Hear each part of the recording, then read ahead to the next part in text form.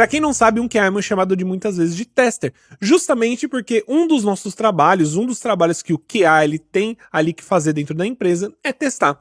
Exatamente. Esse, na maioria dos casos, principalmente se você é um QA júnior e está iniciando, está querendo migrar para a área e realmente entender mais sobre a área de qualidade, essa vai ser uma das coisas que você vai mais fazer inicialmente, que é testar. Então, o que eu quero dizer com testar?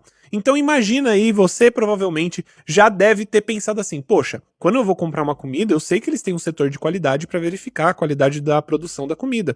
Eu sei que quando vão produzir um carro, eles também têm um setor de qualidade que vai testar esse carro. A gente tem até aqueles crash test para ver quão safe um carro pode ser. E é justamente isso que um QA vai fazer. Ele vai ajudar a garantir a qualidade de um produto, só que dessa vez esse produto vai ser de software. Então, a área de qualidade, ela existe em todo lugar, em todos os tipos de produto e todo tipo de empresa que a gente vê por aí. Só que, no caso do QA, no caso do QA, né, do QA Analyst, ou até mesmo do tester, ele vai fazer isso voltado para sistemas. E aí você pode testar sistemas, por exemplo, web, como, né, websites, essas coisas, aplicativos de celular, aplicativo de televisão é complicado. Aplicativo de televisão, até mesmo aplicativo de dentro do computador, né, aqueles aplicativos desktop que a gente tem. Tudo isso você vai trabalhar como QA, fazendo testes.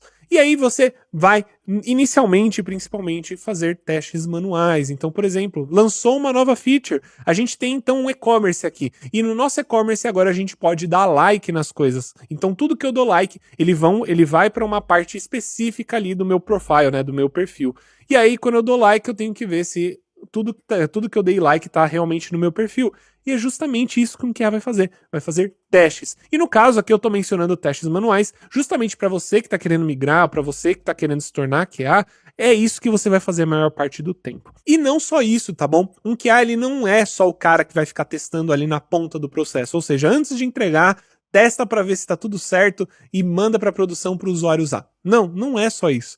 Um QA ele tem que entender também muito sobre processo. Então, para você entender, um QA ele tá sempre aí conversando com o time. Então, uma comunicação legal, né, ter uma boa comunicação também é algo que faz toda a diferença no seu dia a dia.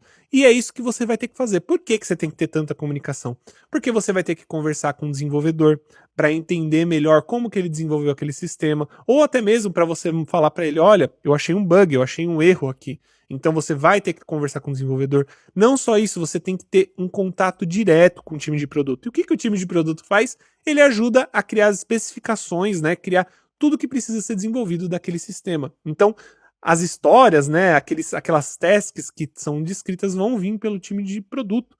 E você, como QA, tem que estar em constante contato também ali com o time de produto para entender exatamente o que eles estão falando, o que eles estão trazendo ali. Realmente faz sentido para o produto?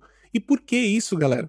Porque quando você é QA, você faz tanto teste manual, inclusive se a gente tiver outros QAs aqui, por favor, se falem se é verdade ou não, mas quando você quer, você testa tanto o sistema, você fica tanto em cima do sistema ali, trabalhando, né, e fazendo testes manuais ou até mesmo automatizados, que você acaba aprendendo o sistema mais do que qualquer pessoa. E no final das contas, você ali dentro das reuniões para decidir como que o produto vai funcionar, você vai ter impacto direto.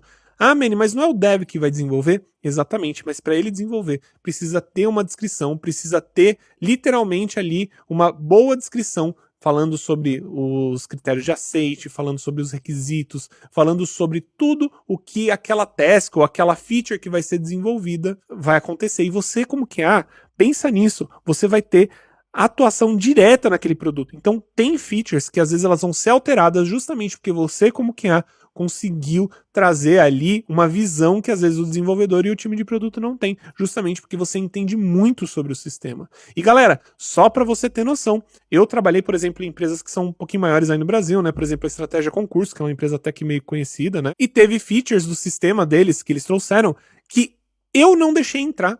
Então, não tô falando que uma feature inteira não entrou. Não, eu não tô falando isso. Eu tô falando que a feature que ia ser de um jeito, ela foi alterada completamente pelo simples motivo de que porque eu tinha muito conhecimento pelo produto, eu fiz com que aquele produto não tivesse mais aquele funcionamento específico. Então, olha como você é impactante. Eu também cheguei a trabalhar, por exemplo, no cartão Bank, se eu não me engano, não, é do Santander, né? Eu trabalhei no primeiro desenvolvimento ali do primeiro aplicativo do cartão Bank do Santander.